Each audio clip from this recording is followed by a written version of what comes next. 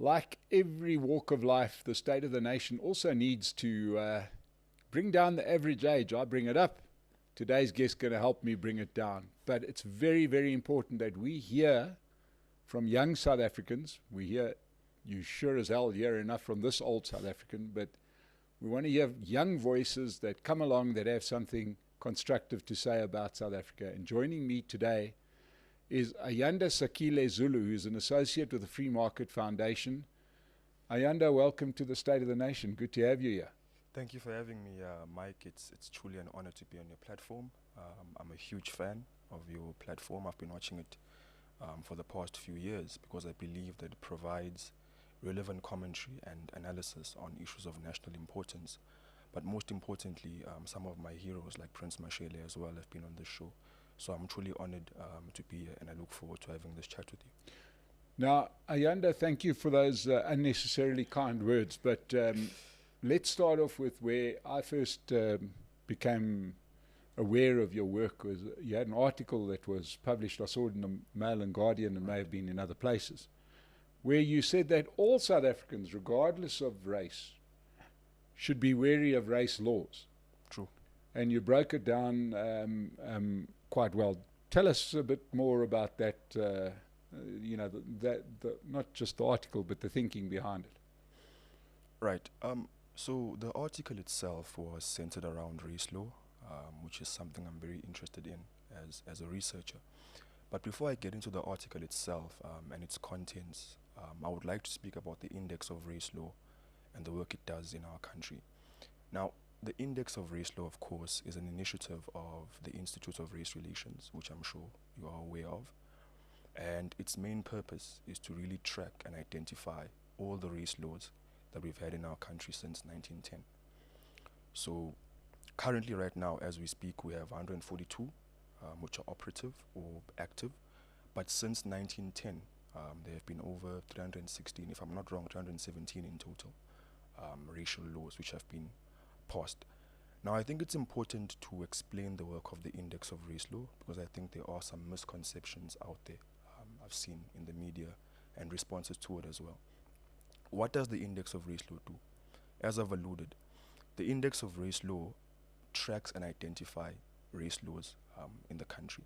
So all the race laws that have been passed since 1910, as I noted, are tracked and identified on the index. Now, it's important to note that the index itself doesn't do what I did in the article, which is to evaluate the laws or to assess their impact, whether they're good or not. What the index does is just to list those laws factually, to provide that list. That's a very, very important distinction to make. Having said that, what defines a race law in South Africa? What makes a race law a race law? This is also very important. A race law is defined as any act of parliament that makes your skin color or your race as a person legally relevant.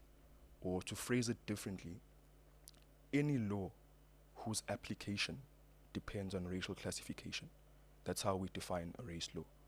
Now, some of the race laws like Triple BEE, for example, and employment equity are very easy to identify because they make explicit references to race, black, Indian, colored, white. So it's very easy to see those laws. But others are more difficult to identify because they don't make explicit or direct references to race. They make coded or implicit references. So they use terms like previously disadvantaged, for instance. But we all know in South Africa who is classified under that bracket. So there are some people who will raise concerns and say, but how can the Lotteries Act be a race law? And we're saying, but it has that phrase in it, which means even if it doesn't say it explicitly, its application will depend on racial classification. So I think it's very, very important to map that out, to tell people that a law doesn't need to make explicit reference to race in order to be a race law. It's a very important point to make. Because in some of those, as you say, coded laws, right, really the fact that I may have been a one-legged poor white guy before the end of apartheid, I'm not previously disadvantaged, right? Really what they want to say is black, but they won't say it. So they're not, so the coded language actually doesn't really say what it means. Exactly. most importantly, it doesn't negate the fact that it's a race law. But what the coded language tells us is that legislators in this country, I would assume, don't want to make those direct references to race. So they would rather use that coded language, perhaps I would assume, to try and confuse people. But our main point is that even if there are no explicit references to race, if we have those terms previously marginalized or disadvantaged, then we know that the Act does work around racial classifications and it is a race law. But, as I said earlier on, it remains a race law. The index itself doesn't evaluate those laws, it just lists them. It's our job, as I did in my article, to then evaluate the impact of those laws on our society, like I did in the article. So why should all South Africans be wary of these laws, even if you're benefiting from it?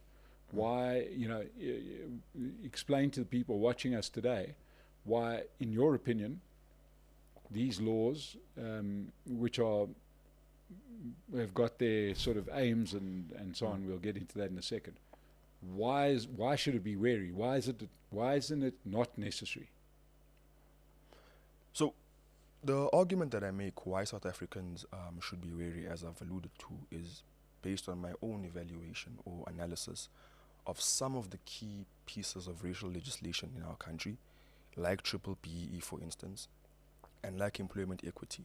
I don't think it will be possible to give you a comprehensive breakdown of all the laws, so I will try and limit myself to employment equity and triple BEE.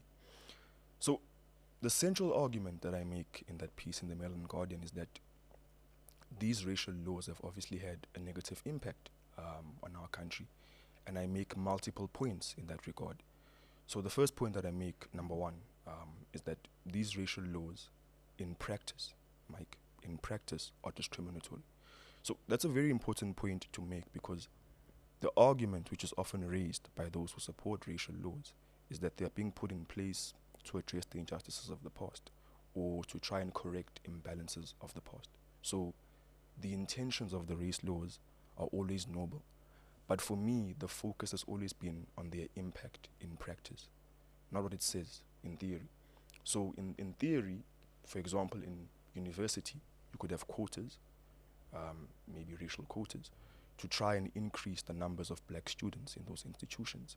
That's a noble objective. But in practice, when you do the quotas and when you do those numbers in practice, what ends up happening is that some students who don't fall under that category, black racial group, when they apply to university as well, and we've had these cases, even Aaron Stroot spoke about this a few years back on the Great Debate, that you have a case where some students who aren't black, who apply to the university, are turned back or are told, we were going to give you a spot, but then there was a black student who also applied. And because of the quotas we have in place, we had to give that place to a black student. So again, the point that I want to make is that the intentions are usually noble, but what we look at is the inherently discriminatory nature of these racial laws in practice. If it sounds abstract or it's a bad example, I'll give you the latest example of this so-called transformation fund, which Pumlani spoke about the other day. I think it's 100 million rands, 100 billion, yeah, if I'm not wrong.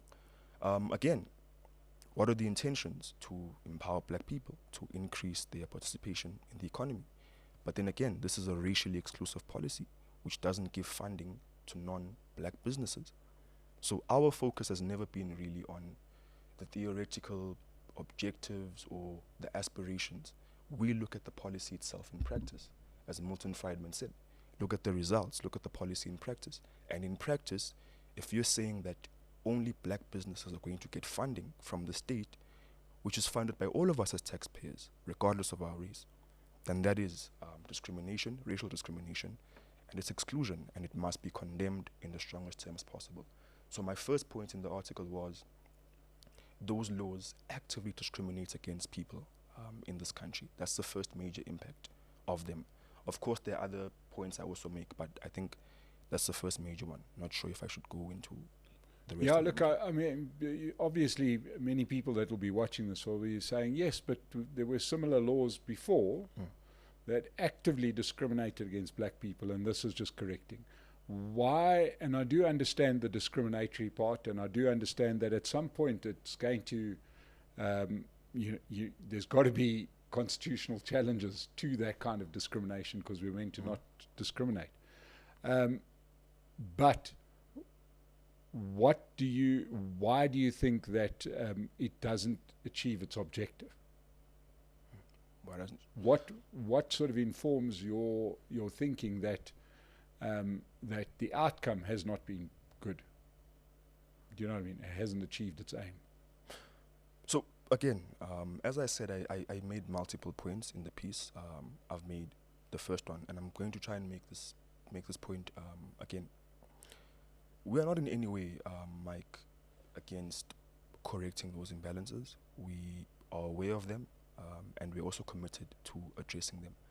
I think our point is that in trying to address them, that empowerment often comes at the expense of other people.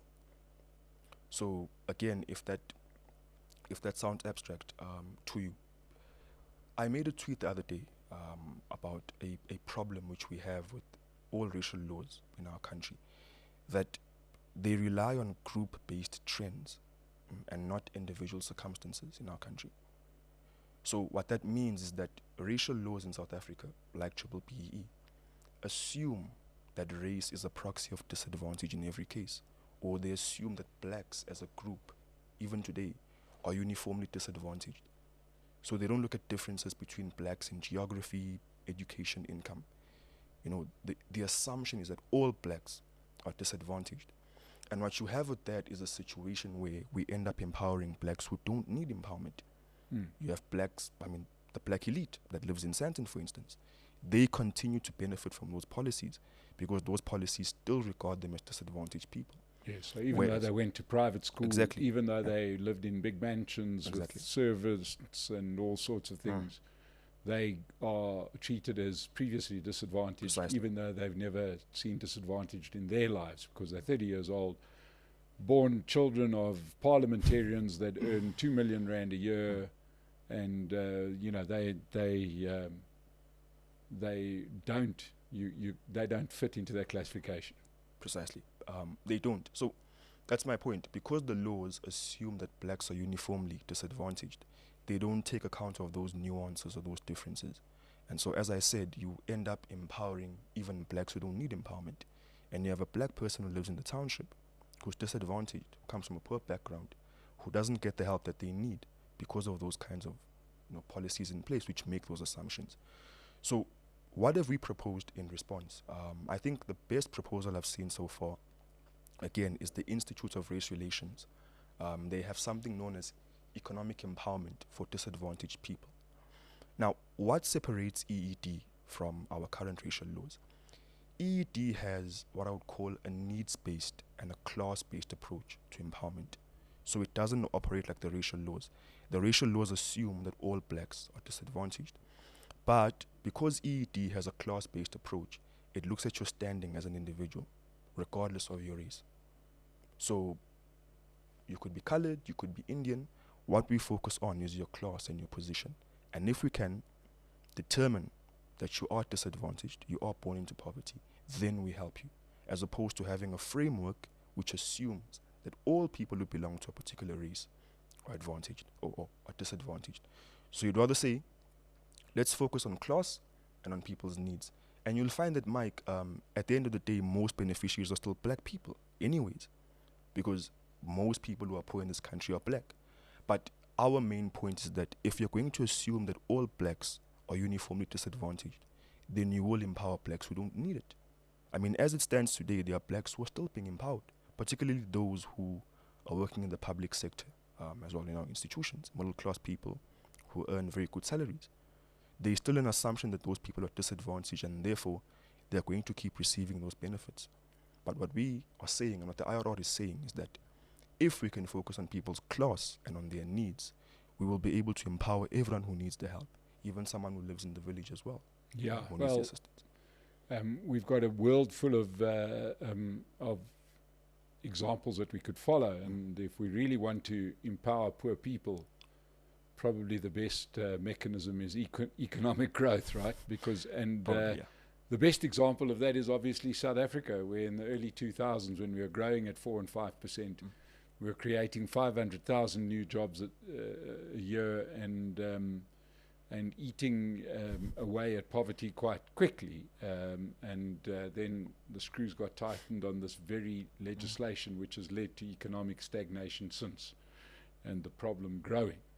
So as much as you tout the alternative as being a class or needs-based system, I think scrap all systems, because the countries that have flourished are countries without such systems, right, at all. Okay. Yeah. Fair point. No. Fair point, Mike. That's your view. I have to respect that. But on my end, I'd say we need a class-based approach to it.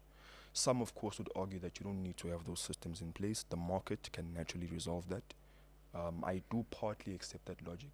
But I think for me, more than anything, it's having a sound alternative to racial laws in the country. And I think what the IRR proposes, even though I don't work there, of course, is a very sound alternative. I mean, EED and the No Race Laws Bill, those are very sound alternatives to what we have right now in the country.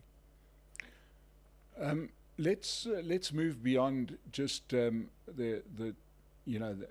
race-based laws. There've been other laws that have subsequently come into effect in South Africa that have been quite contentious.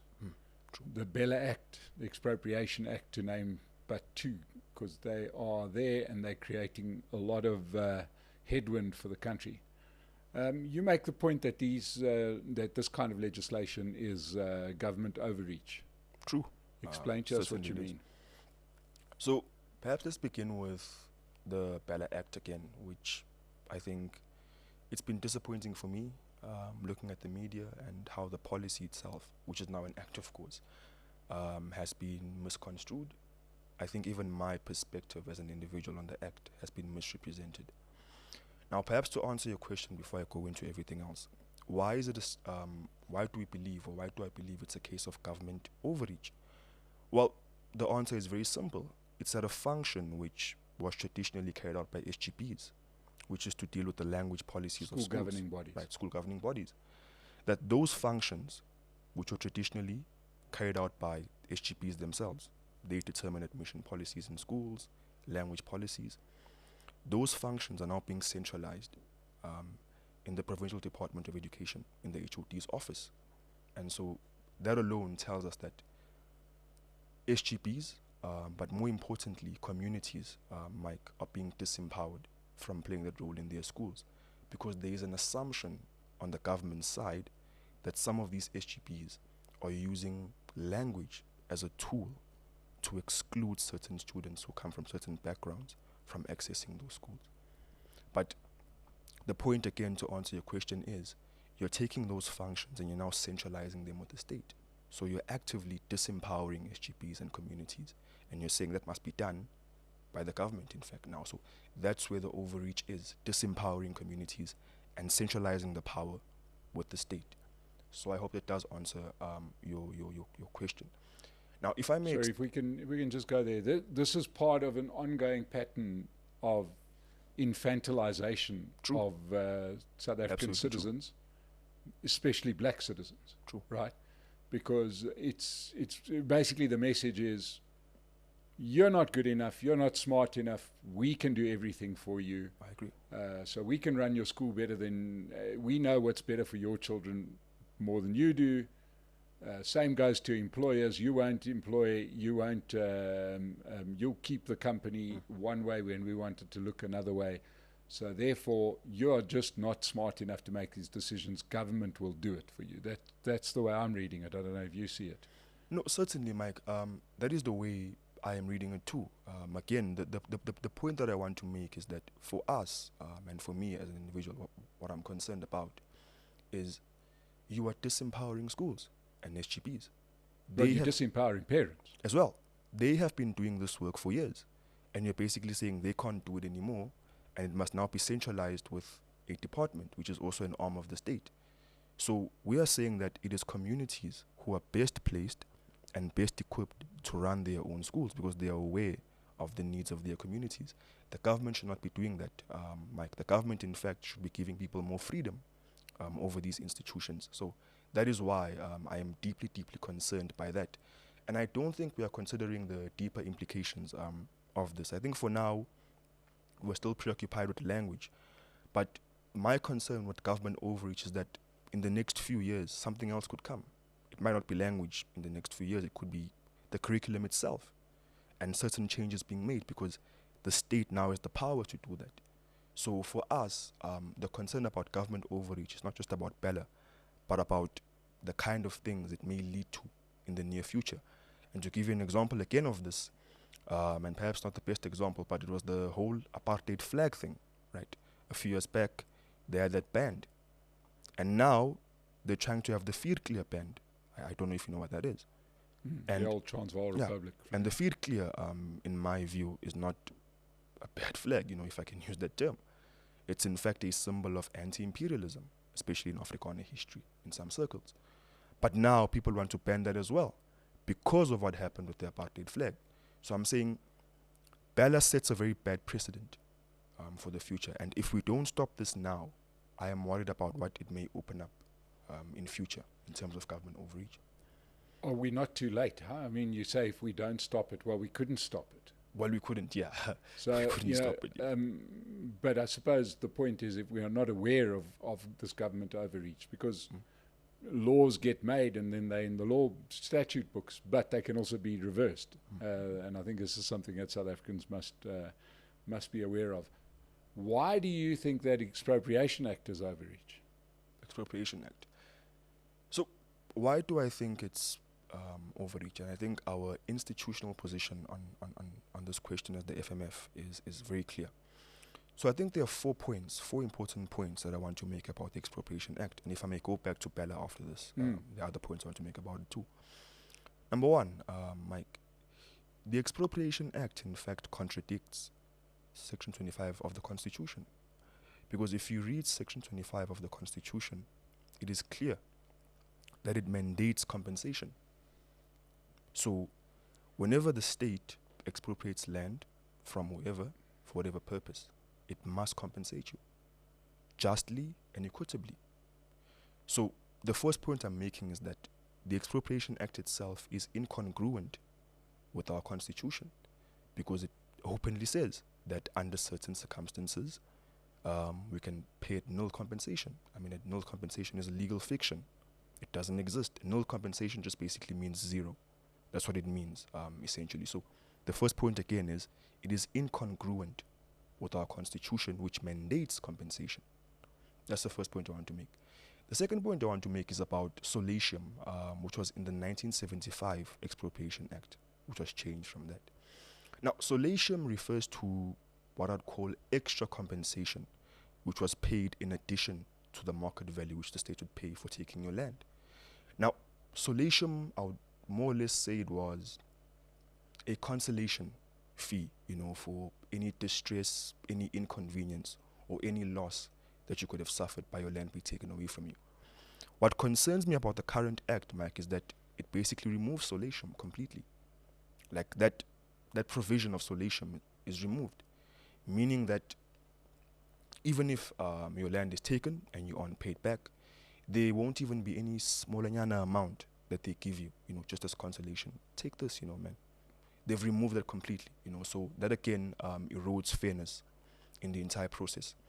The third point about expropriation, which I want to make again, which is important and ties to the ANC, is that the ANC wants to convince us today not to be afraid and that, some of us are overreacting or whatever. But this is the same party, Mike, between 2017 and 2021, which embarked on a process with the EFF to amend our constitution. Because again, here's the context. They understood that our constitution in its current form mandates compensation. So their trick was, let's try and amend the entire thing and allow it to enable us to expropriate land without paying. That was the aim back then.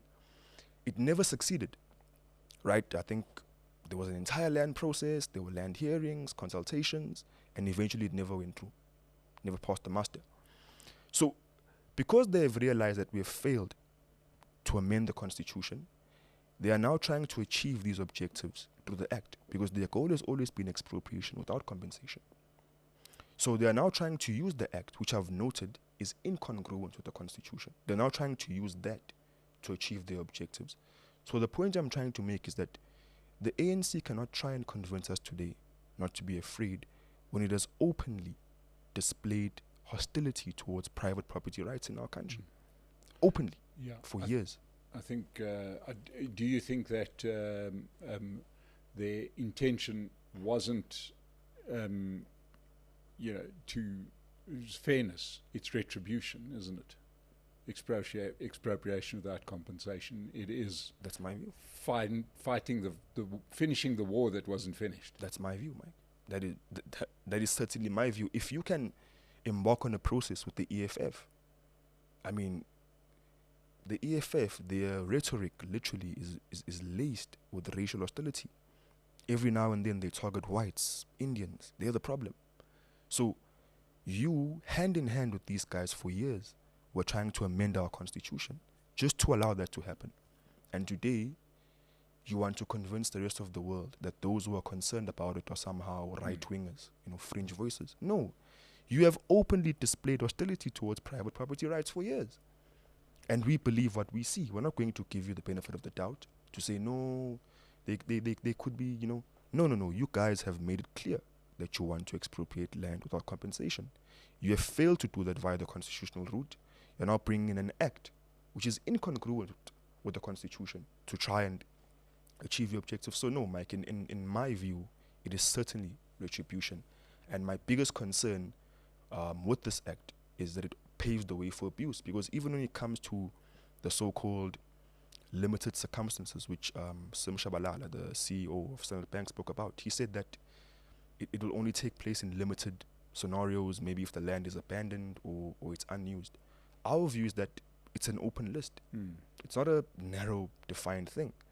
It's an open list subjected to state discretion under the very fuzzy label of public interest, which, is contestable. So for us, those are the 4 areas of concern: that it's an open list, solatium removed, it's incongruent with the constitution, and the ANC itself for years has openly displayed hostility towards private property rights. It's like having a gun. Yeah. By itself, it's just a chunk of metal. If it's lying there in the box, it's not harmful at all. But put in somebody's hands, it becomes a weapon that kills. Exactly. So, which leads us to the fact, and you've mentioned it before, where we've had to explain this and say, no, don't believe your lying eyes. This thing isn't what it says. And we've even sent delegations overseas to explain to people that are not stupid that this thing that we managed to call an expropriation act, which I think has been a massive error on their side because it sort of like gives the game away.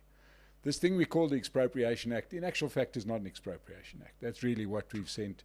And it's led to a disastrous relationship with, at the moment, the USA. True. You have some thoughts on our international standing? Definitely, I do, Mike. In fact, I take my cue from AfriForum, which recently published a documentary on their website. And their goal with the documentary, which was done by Ernst van Zyl, who I think, was to try and ascertain whether the claims which Trump made about our country were fact or fiction. So Trump, being Trump, of course, impulsive, reactionary, and he says very outlandish things at times, made 2 very important claims about the country. He said, number 1, there are racial laws in the country which are discriminating against minorities in the country. The second claim he made is that the Expropriation Act poses a threat to property rights for all South Africans, not just white South Africans, all South Africans. And in that documentary, Van Zyl wanted to test whether his claims were true, as I've said.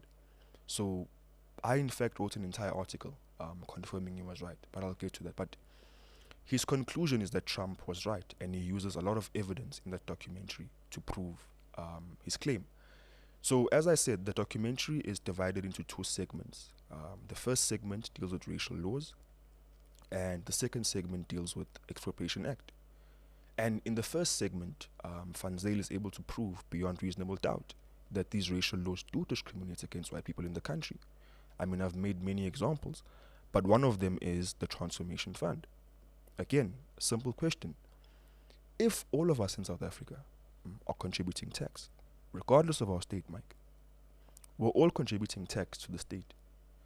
That means we are all entitled to the resources and benefits of the state.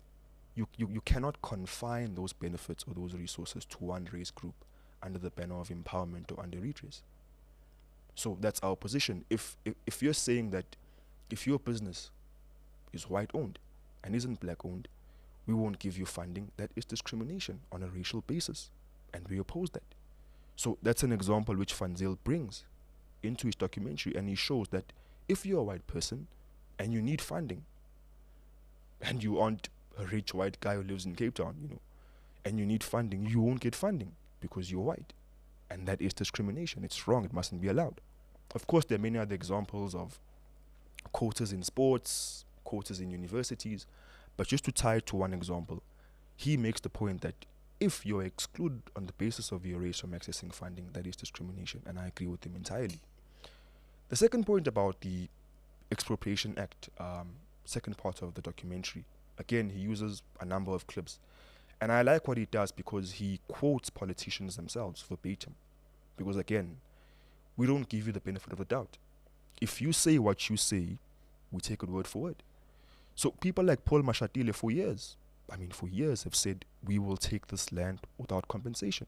And even in the video, he includes that we will take land without compensation. So it goes back to the point I made earlier on about them openly expressing hostility towards private property rights. But there are other points that he brings in, again, about null compensation as well. And that's in his conversation with Theo Toyaga, who I think is the chairman of SAI. And they have a very great chat about null compensation and how it's a legal fiction. It's nothing but a formalistic and euphemistic term for saying zero. I mean, what does null compensation mean? So if you can legally set property rights at zero, then property rights by definition are not secure. So that's the point which Toyaga makes, that it's nothing but a loophole to seize land from people without paying them. And I made the earlier point about solatium, which is to say that even if you aren't giving me market value money, you can at the very least give me some consolation fee. But even that has been removed, which means you're getting nothing from it. So those are the main points which Van Zyl makes in his documentary. And at the end of it, as I note in my article, I agree wholeheartedly with him. We have racial laws in this country which discriminate actively against minorities in universities, in corporate sector, in society broadly. And we have an Expropriation Act in place which actively undermines property rights in this country. And that's our position. That's my position too, as a person. And that informs the stance that's being taken to South Africa by countries like the US. True.